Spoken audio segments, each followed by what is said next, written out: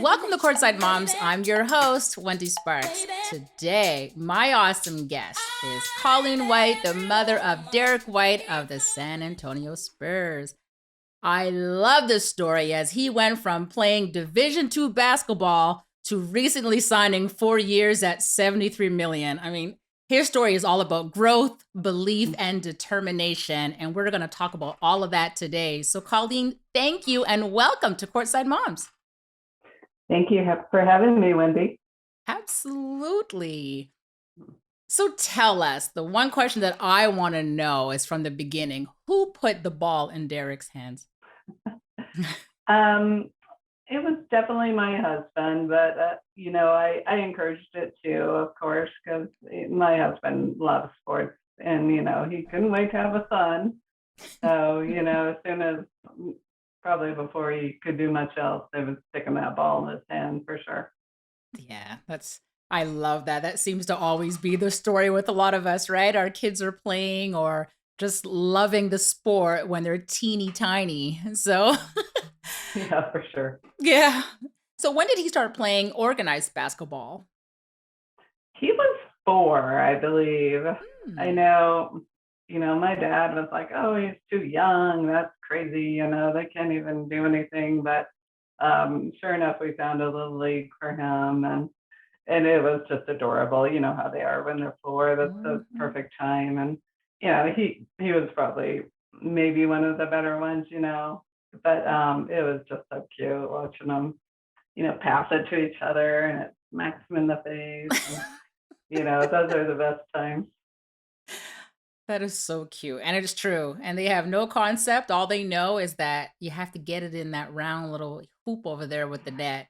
And for me, I love watching that age because they do all the things, traveling. They just carry the ball and run all across the court with it and just make the basket. And they're so proud. And I just love the innocence at that age Right. when everything is like, oh my gosh, I just made it. That's when the Exactly. NBA dreams start, right? They're like, I made that basket. I have 2 points, so I'm gonna be a pro. So And look how excited everyone is. yeah, of course, of course. That's his parents. We're screaming in the stands. Like my son just made 2 points in the wrong basket. Didn't matter. Didn't matter. Very true. So yeah. So did he play AAU ball? He played a little bit of it, but as you know, a little bit about his story. But he was small when he was in freshman. He was like 5'6" and Mhm. just scrawny. Looked like he wasn't gonna grow very tall, even though his dad is 6'2". But they'd look at him and be like, and he could play. I mean, he could definitely play. But he played a little bit in middle school, but he never was really on an AAU team. And Yeah. his journey was way different than a lot of NBA players for Oh sure. yeah. Oh, yes. Well, that's something that we're going to talk about today because I love his story. Like I was saying before, he went from, you know what I mean, this kid that people didn't believe in into where he is now. So, and I was reading where he was small. He said, I was this tiny little small kid, but there was some sort of thought that I'm going to grow all of a sudden just like my dad, which he did. So, Yeah, he surpassed them. yeah, you see, sometimes Yeah. all it takes is patience and time. So move us to high school. Talk to us about those years because he did play, I believe, at Legend. Was it? Yes. Yes. Okay. Yeah, he was again, he was small. So Mhm. we opted to not have him go to our neighborhood high school, the one he was supposed to. And Legend had just opened that year, and Mm. they got a good coach from what we had been told. And so we thought that might be a good situation for him since he was, smaller anyway. And he was young too. And, he's for his grade, he was young. So we thought he might do better at a school that's brand new where he's the older ones, not the youngest. So we open enrolled him there, and so it was a program of all freshmen. So I think it was actually good for him though. Yeah. Of course, of course. So at that time, did you see college ball in his future when he was in high school? I don't remember at that time Yeah. even thinking that much of it. I know he wanted to. I mean, that was Yeah. clear, by that time. So he definitely wanted to. So we tried to put him in the best position to make that happen. But I think as a mom, you're always kind of in the back of your hand, head trying to avoid that disappointment. Yes. So, you got to get your grades, you got to do all the other things too, and not just focus totally on basketball. So, And you know what? That's very common because if we're not already in that industry, us as parents, then how could we be sold on the idea of mm. professional basketball or even NCAA? You know what I Oh, mean? yeah. So we don't think of those things. We're just like, oh, he's playing basketball. It's amazing, right? But how far do we go? Which we'll talk about a little later. So eventually, he, of course, was thinking about college. So talk to us Mhm. about his recruitment because he didn't get any offers from any Division 1 schools at first. So he went to UCCS, which is a Division 2 school. So share that process with us and run through his years. Yeah, he not only did he not get D1 opportunities, he really didn't get until the last minute, even in D2 opportunities. It was my husband was sending out tapes to everybody, going and visiting all the D2 schools in the area. And, they were all kind of lukewarm to him and everything. So he got an opportunity to go to Johnson and Wales to go to an open gym. And you may have heard the cooking school story a little bit, but Yes. that's what Johnson and Wales is. And they do have a basketball team. So, we didn't have a lot of offers or anything happening. So he went to the open gym and, it was pretty obvious right away. It wasn't going to be a good fit for him at all. And it does more than cooking at the school, but that's kind Right. of their specialty. But just wasn't a good fit for him. The team he played against them, and he was already one of the better players. So I was like, that's probably not going to happen. But the coach that was coaching there at the time ended up getting the job at UCCS. Hmm. So once he got the job, he thought of Derrick and, said, want to come down? So we went down and checked it out. We had already actually considered it. So went down and checked it out. And he ended up basically being a walk-on. It wasn't Hmm. even really given a Yeah. scholarship, but he did have the opportunity to play. So that's how he ended up there. So you were saying before that some of the schools were like lukewarm to him, but what were the reasons that they were giving you as to why they didn't see him fitting on their squad? I don't know that they even gave reasons. I Yeah. think I didn't go with my husband on the trip, but Mm. just kind of, I think most coaches have it in their head, the type of player that they Yes. think they want, or, for whatever reason, he didn't fit the mold. And I mean, he had grown by then. He was probably 6'1", 6'2". So, Mhm. he had grown. He Yeah. wasn't still that 5'10" one, and he had, gotten some accolades in high school and everything, but for whatever reason, they just weren't. He wasn't fitting Yeah. their profile. So Yeah. And that is so true. A lot of players do face that where the coaches just have one vision. They have that particular vision and if you don't fit, you don't fit. There are sometimes there isn't any explanation sometimes. They're just like, "Sorry, it's not going to work. right. Thanks and good luck to you." And sometimes as a parent, we would appreciate the reason just so that we know, well, what can he improve on? If there is something to improve on or help us get somewhere else. And sometimes that's just not the case. So I love the fact that the coach at UCCS remembered him and said, "You know what? I'm Division 2. Let's see what can happen Mhm. there." And Right. he stayed there. So Derrick stayed there for 3 years before moving on, but tell us about those 3 years that he was there at UCCS, and what did that mean to him? Because now he had the opportunity to play. He was a starter. Yeah. Oh yeah. Yeah. They were originally even going to redshirt him at UCCS, which we Mhm. thought was odd, but once they started practice and everything, I guess it was pretty obvious that he needed to play. I mean, I thought, wow, these players must be awesome. And no offense to them, Mhm. but I expected it to be this really good team if he wasn't good enough to Right. play on them. Yeah. So once he actually started, he ended up being a starter once they gave him the opportunity, and basically just kind of took off from there. He of course got the rookie of the year or freshman of the year, I guess it is, his first Mhm. year. So obviously had a pretty good year. They were a bad team though. They were Yeah. so bad. So it was a trying year in that way. And then the next year they improved. And then the third year they had won the RMAC, which is their league, and had gotten to the tournament, which was a huge step for the program. It had never happened before. Right. Should have been the league NBC, but politics got in the way. So, Mhm. but that's okay. So after 3 years, he went to University of Colorado, and things began to change.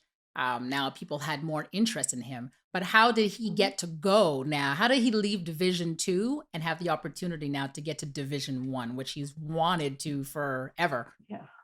Oh yeah, he always wanted to do that. So he just kind of had the inkling that he had pretty much done everything he could do with Division 2, and he would like to explore the opportunities that he might have. So he asked for a release from his team, which was he felt bad about it. He didn't want to do. Felt Yeah. indebted to the program Mhm. and to his coach and everything and his teammates and everything, but he just kind of felt like there was more out there that he had to explore. And so he got his release, and then CU was the only one he really went to. There were a couple others that were interested, but yeah, he really liked CU, and it wasn't far from home. So I guess the rest is history. So But that's good because you know what? He recognized that this is great, but I need more. I need something different. mhm. And the fact that he was loyal is awesome, but at one point, you really have to do what you have to do for yourself to put yourself in a position to do more. Maybe some people they didn't expect to move forward or to and play Mhm. NCAA or NBA, where Derek was like, you know what? I'm going to at least try. Let me put myself in a different position where people can actually see me. So Right. now you went from UCCS to CU. Tell me about the CU Mhm. games now. Yeah, and then we didn't know what to expect again. I think we were just so excited to even have the opportunity, but didn't really have any great expectations that oh, he's going to be even a starter, much less a star or anything. So it was all just kind of surreal even to this day that and I think having that year, he had a redshirt for a year since he transferred. So I think having that year off to practice with them and get up to speed, Yeah. each level you go to, the speed is, I think, the main factor. So I think that was very helpful. And by the time he actually got to play for them, he had the confidence and knew that he could play with them. So yeah, it was just crazy. It was like, I'm excited just to watch him. And then boom, before you know it, he's like, their best player. So that was crazy. Wow. You see, and that happens over time. So it's good that he had that time to develop and really learn how to play Division 1 basketball, which is necessary. And you know what? It's great because it led him to his path where he is now. Yes. So now people are looking at him and they're talking about him. I mean, he got an invitation to the NBA draft combine. So what was that like Mhm. now where They're like, "Wait a minute, they're inviting him to the combine?" Like, what was that like for you as mom, and what was it like for your family? Yeah, it was, again, the whole process was just unreal, especially when you had no expectations of Mhm. that. I know many people that do get drafted, they, were told that from high school, "Oh, you'll be drafted," and everything. So we were just totally unprepared for it, I guess, but, excited, of course. And we knew, I mean, I think the whole process, picking the right agent and everything, I think is important because you want to make sure you're, making yourself look the best you can and put yourself in the best opportunity to get invited to the combine. Because yeah, we knew that was key. If you got invited, that was, of course you want to look good once you get there too, but that was, Right. a huge step. So you said that an agent is very important at that point, which is absolutely true. But did you have other Mhm. people that were in your mix that were guiding you and saying, "Hey, I could be a resource and I could share things with you to help him." And sometimes it's not necessarily helpful, but so Oh did yeah. you have oh yeah, yeah. So did you Yeah. have people that all of a sudden just knew so much about the basketball game and so much about getting your son to the NBA. I'm saying not the agent because the agent obviously is. I'm talking about the outside people. Where did you have that where everybody was just like, "Yes, yes, Colleen, this is what you need to do." Yeah, for sure. I think all of his coaches certainly have some input, but I think you have to kind of be careful with that too because sometimes too much input is too much. Yes. But we definitely the trainer that he's worked with for many years was very helpful in that. So he kind of vetted all the agents that we spoke to, and he coordinated a lot of it. I mean, we are deeply indebted to him because he knows basketball. Yeah. He could probably do the whole process himself if he wanted to, but he coached at DU also, so he was, had a lot of experience. He has a lot of contacts in the NBA, so that was huge for sure. So I like how you said that he vetted, or, you know what I mean, the agents. And a lot of parents don't do that. A lot of people don't No. know to do that. So an agent approaches and you're so excited and you're like, "Okay, I'm hiring you." You know what I mean? And that shouldn't be. So parents, please know you have to call the NBA, call the Players Association and say, "Listen, this is the agent who's approaching me and what Right. should we do?" Ask questions because that is yeah, that could be the cost of your child's career, right? Yeah, and the trainer that went with him to Portsmouth, which he Yeah. went to too, and Derrick hadn't quite signed with an agent yet. And he said that literally once the games were over, the agents were jumping over, to get into those all the players' spaces. It was like this Mhm. horde of agents coming towards them. And he's like, "Oh my gosh, these kids are not prepared for that." Yeah. So Yeah. it's definitely But good to have somebody that knows what they're doing in your corner.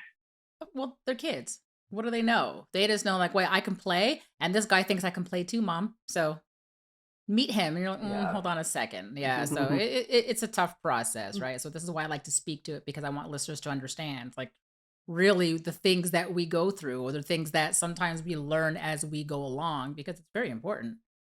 So Oh yeah. closer to the draft, Derek was projected to go late first round, then second round, possibly Mhm. undrafted. I mean, I can Mhm. imagine the emotions as I went through them as well.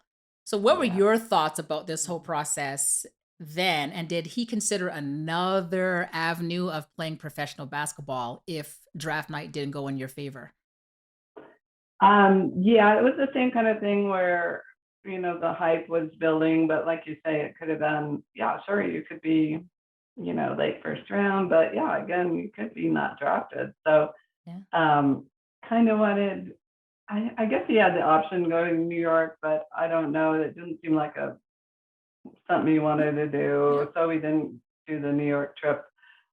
So we just decided to have a get together. And luckily, we have friends that had a beautiful house that they offered to us. So we didn't even really call it a draft party. We said he had just graduated college, and so we called it "Let's Come Celebrate Derrick, his graduation, and wish him well on Nice. things to come." I mean, everybody knew it was a draft party, but just because you never know, we didn't actually call it that. So yeah, the anticipation was just tremendous, and you were so nervous but excited, but mostly nervous, and you just want the best for him, and I mean, as a mom, you just don't want that devastation Yeah. if it didn't happen. So Oh, yeah. But you're sitting there amongst family, friends. Derek's sitting there in his sharp blue suit, waiting. So my and then the phone rings. Tell me yeah, about that phone call. First of all, who answered? Was it Derek? Was it your husband? Was it you? Like, who got that phone call?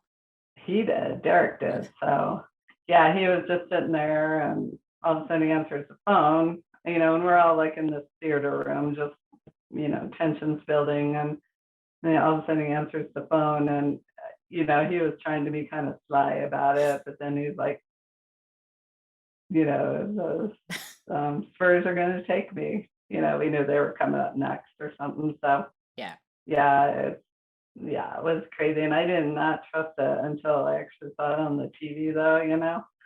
It was like, and then there was like a trade they announced right away or something when they come back finally from the commercial, and then they're like, Yeah. "Oh, the Spurs pick is in," and then they're like, "But we have a trade to announce," and you're just like dying. So when it finally happened, it was, of course, unbelievable. So So he was chosen 29th, and he finally completed the first step to where he wanted to be. yeah, When you saw him for the first time in his number 4 jersey, what did that mean to you? yeah, that was awesome. Just, I mean, everybody wants their kid's dream to come true, and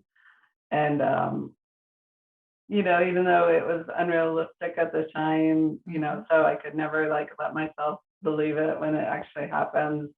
Yeah, it's still just kind of like a dream. And even today, I have to kind of stop myself and say, wow, we're watching our kid play on TV. It's just, it's like the dream you think you're going to wake up from, but you're glad you don't. So, Yeah, yeah, absolutely. Yeah. You know what? I remember seeing my son for the first time, what I mean, in his NBA journey after him coming from overseas. I don't know what I didn't know how to feel.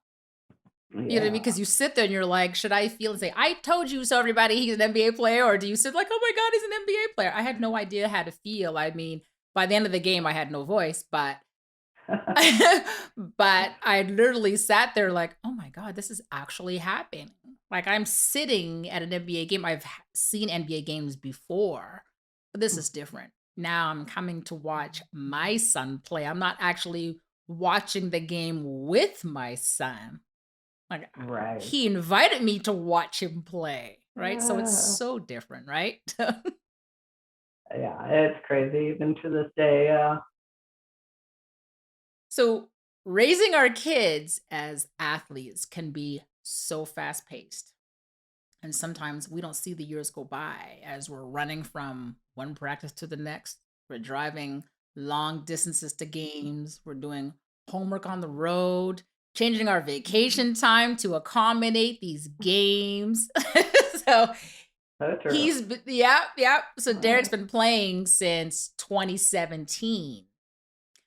But I mean, we were just talking about that, but has that really sunk in yet? Like, has Colleen had the opportunity now to slow down and just realize the fact that, wait a minute, hold on. Like, this is real. This is true. Like all my hard work and my husband's hard work and Derek's hard work, it's where we are now. It's paid off. Like, have you really had that opportunity to stop and really just say, wait a minute, this is actually happened? I think it's finally started to sink in, but I know exactly what you mean. It's just still like, this is so weird. This is, Yeah. what's happening. So I think finally I'm starting to realize too that, this isn't forever either. So to just soak it in, and, and make sure you do appreciate the moment and not, like you say, everything just flies by so fast. I mean, I swear we just had these kids. So, you know, Yeah. don't want to let that moment slip away either. So try to appreciate every opportunity that you have to watch them. So I just think of this all the time because we've raised our kids, you know what I mean? And now they're adults. So minus him being a player, do you appreciate now that he's an adult? He's living on his own, he has his own cars, he pays his own bills. Like, like, do We you? appreciate that part. Yeah, yeah. Uh, Yeah, yeah. You don't have to run to the mailbox and say, "Oh my god, let me go send him money anymore." You know what I mean? right. I just love that feeling. I really do. And I laugh about it with my son all the time. Like we That's really do. right. Yeah, yeah. Now I'm like, "Oh, I don't have to send you money so you can eat your ramen noodles or whatever you ate at lunch." Exactly. But do you see him differently now that he's an adult? Yeah, I guess so. Like you say, you're, proud of them for being able to pay their own bills and, taking care of everything. He got married last summer, and, Nice. so it's like, wow, he really is. I mean, it's kind of like realizing, wow, he never really is going to come back home and live here, is he? Yeah. Because I think in the back of your mind, you're always thinking, well, maybe he'll come back, and not realistically, but yeah, it's so nice that they're living on their own. They're able to provide for themselves and their families, and I think that's what we all want as moms for sure. Yeah. Well, you have to tell him you can't come back, Derek. Your mom is your room now is my office. So I told him that if only you had to get yeah, rid of all your stuff, and well, most of it. I'm still working on it, but yeah, because he finally moved into a house last year, so we were able yeah. to box up all the stuff and bring it down to him. So now I have to figure out what to do with this room and make it my own, huh? There you go. There you go. Mhm. So being a parent of a professional basketball player can be so much fun. I created this platform as a way to share my stories and others, and Mhm. also as a way to meet parents that I can relate to. Have you ever shared your story with other Spurs parents? And have they ever shared theirs with you? Not, no, not to this extent. There, because we don't live in San Antonio, we Yeah. don't go to very many. Um, I've met a couple of them, yeah, but it's, as you probably know, it's just different when you're all, for one thing, the stress of the game and everything, and now especially with the Yeah. pandemic, like we missed all of last year with games, and then that we could go to, so, and then this year they don't do like the gathering or anything beforehand. So I Right. met a couple of them, and I would like to get to know them a little better because I think everybody does, have that common, realize the stress of it too. That it's not just, yay, I get to watch him. It's like everybody around me is screaming about him and saying bad things about him. And, I mean, even if you're, well, especially we'll go to the games here in Denver. And the fans are not very nice to the opposing team, of course. But even San Antonio, Yeah. you kind of have to, you know, block everybody out, don't you? Mm-hmm. Mm-hmm. You know what? And that's so true. Sometimes we go to games and sometimes people reel in and they don't really have anything nice to say. And you know what? We just have to sit back and try. And I say try. It's just to block the noise and ignore because there's been a couple times I wanted to get up, you know what I mean? And just like, pardon, say that again. You know what I mean? Because some people are Mhm. just, and then you have fans that are absolutely amazing. And at the end of the day, we Mhm. must remember who cares? You just Oh paid to yeah, come and see them play. You know what I exactly. mean? Yeah, you're right. And most of them are good, Yeah. even in the opposing stadium. But yeah, you can't let a few jerks ruin it for you.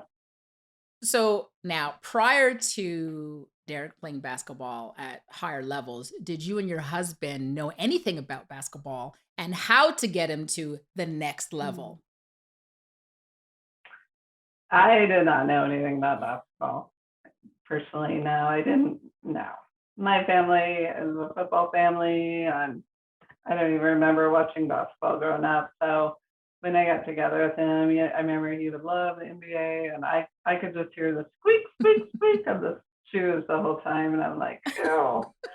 But I obviously had to learn to like it. But I think he is definitely a sports nerd, and once Derrick started, fixed up basketball was his sport. He was the one researching everything. I'm sure he could Mm. tell you every little detail about everything, and so he was definitely instrumental too in getting in there. So I probably don't get that much credit, but that's okay.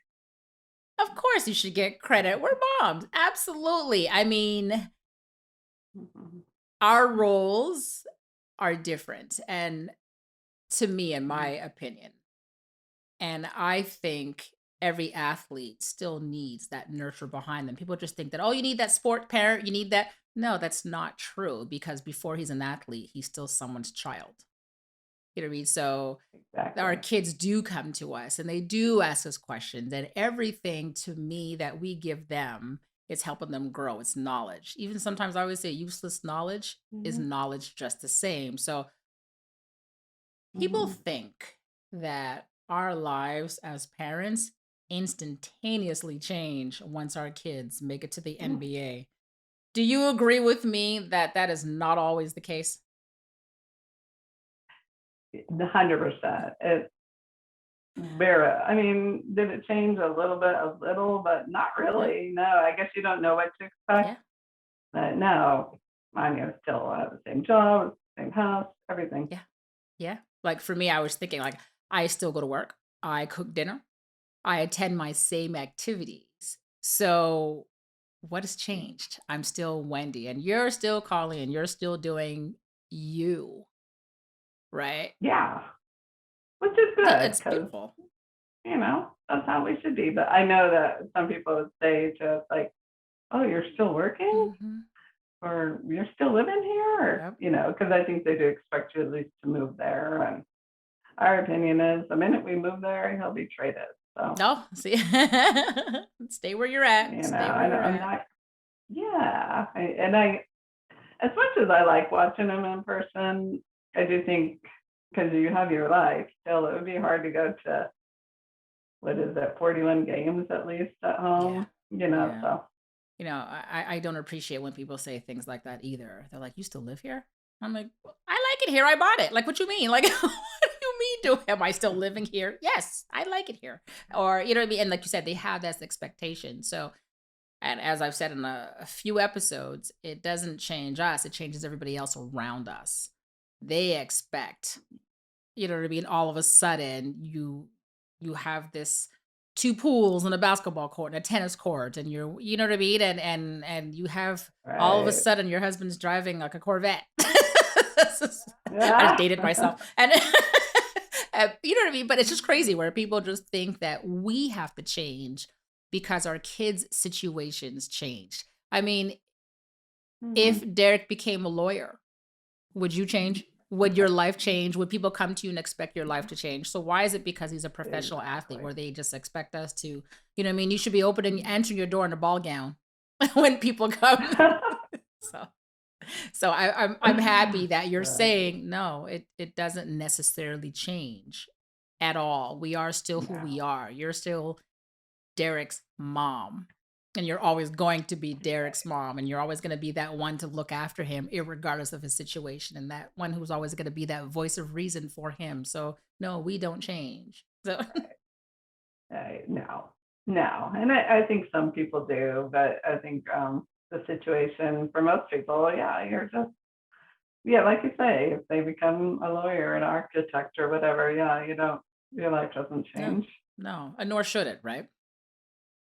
I No. mean, people expect us to live through our kids.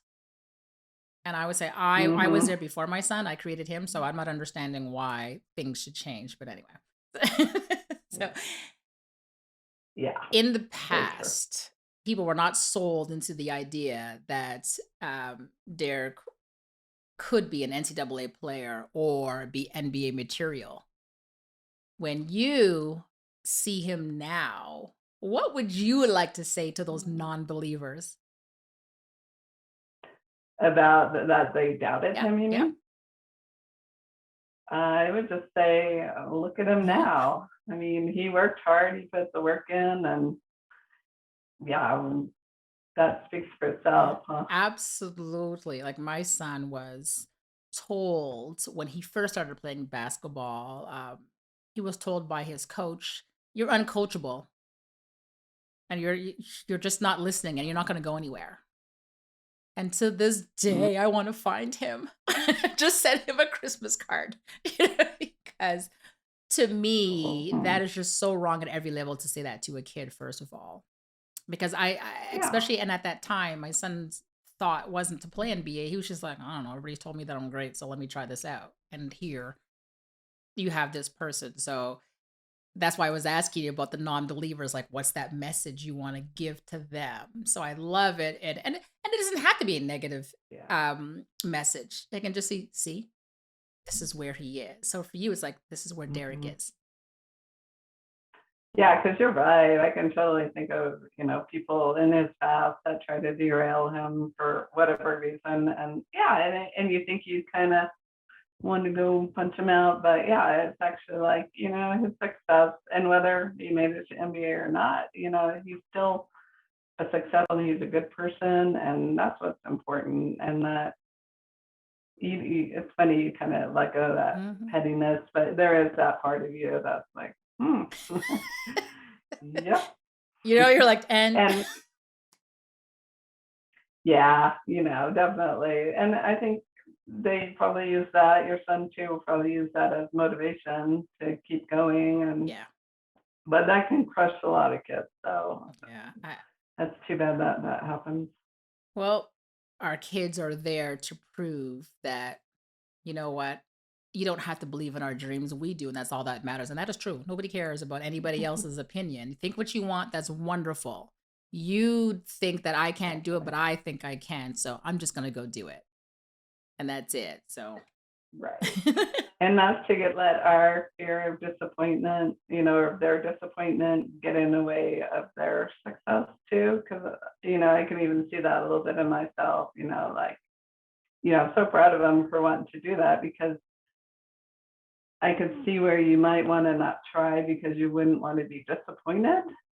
So it's so much better to give it your all, even if you fail. At least you know you did it. You took the leap. And I think we as mothers sometimes want to say, "Oh, I don't want you to be disappointed. So why don't you go be an accountant or something like that?" yeah, Instead of encouraging their dreams. So kind of that fine line there. absolutely. Which this actually brings me to my next question. So there's many different elephants. Sorry, there are many different elements that make up a good basketball player.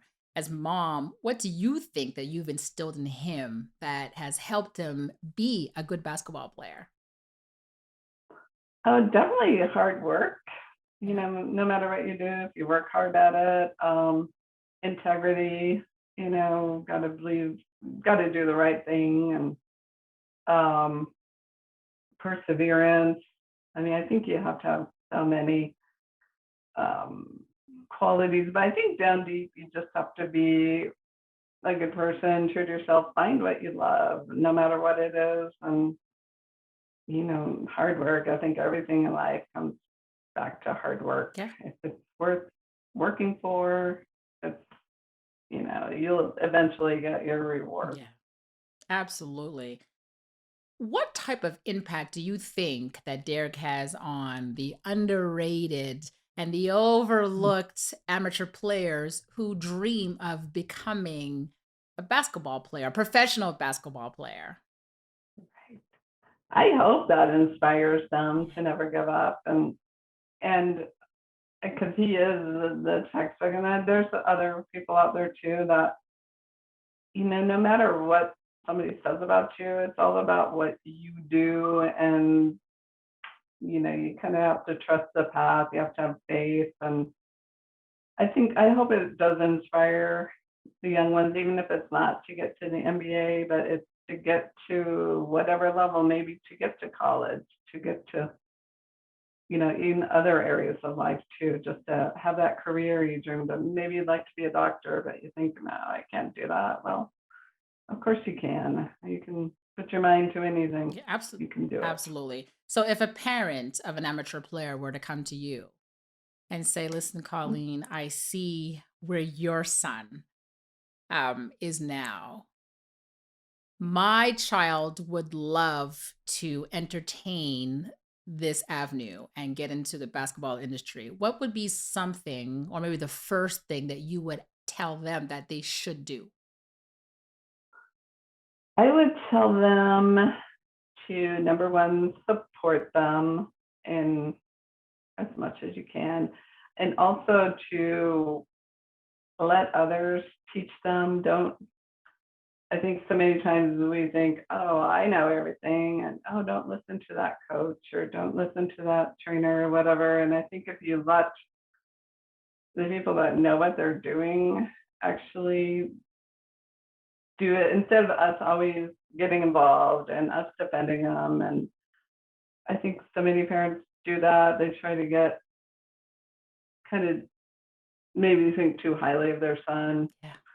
or daughter, and that make them think they don't have to work on something. I think if you find people that you trust that can lead you in the right direction, that's the key. So, Hmm. You, and have them listen to it, be coachable, be yeah. be willing to learn, be willing to take criticism and work on it. Sometimes I think that should be the parents. Be coachable. Learn to listen, right? Not the players, the parents, because you're absolutely right. There's a lot of parents that figure, I know my son or my daughter better than everybody else. Million percent.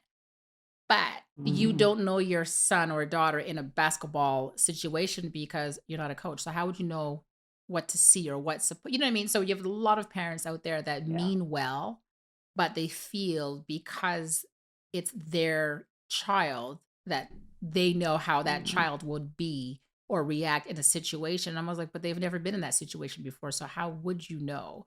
And when you run interference as a parent, sometimes it can really, I I want to say destroy, but really get in the way in what you're For in the sure. end goal of what your child is trying to do, or what the this hired individual is there to do for your Mhm. son or daughter. Yeah, let them be the coach or the trainer or whoever. So yeah, I like that you said that because Right. it's you're 1,000,000% correct. So Yeah. Make sure it's their dream, not your dream. yes. Yes, absolutely. Stop living vicariously through your kids. If you want to be a basketball player, then you know what? Join the team. Get your There's leagues for yeah, yeah, everyone. yeah.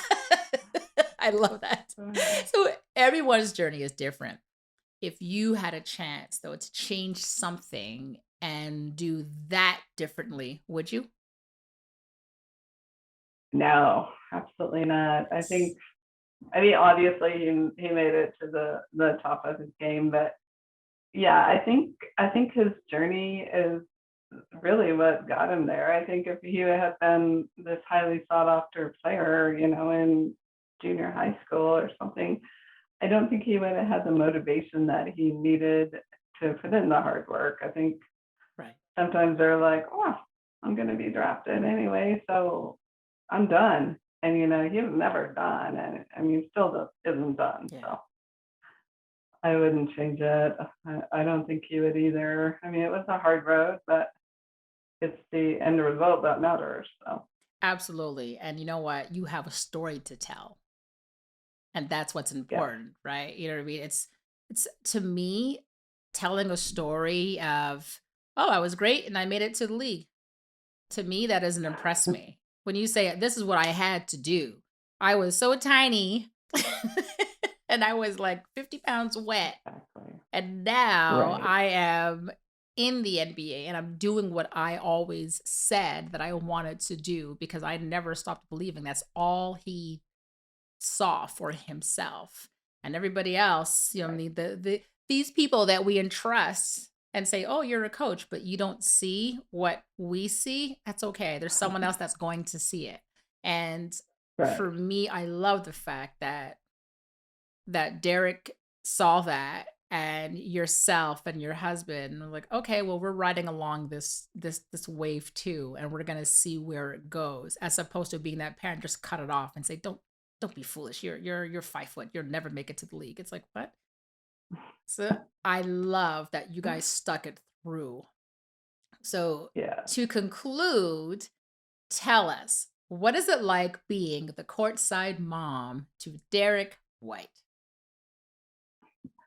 It's an honor to be, and like I said before, the fact that he's a good person is what I'm most proud about. His success in the NBA is a vehicle for him to use, being a good person to help others. So that's what I'll hang my hat on. As long as he's a good person at the end of the day, he can be any career he loves. So, Oh, well, thank you so much for sharing your story and teaching us more about your son. It's so important that people know who really the players are from our perspective, because it's completely different than what they know Derrick the athlete. We need people to know Derrick, just Derrick the son, exactly. who turned into an athlete, right? So, with the Right. help of his parents. So thank you so much for Absolutely. coming on Courtside Moms and spending some time with me.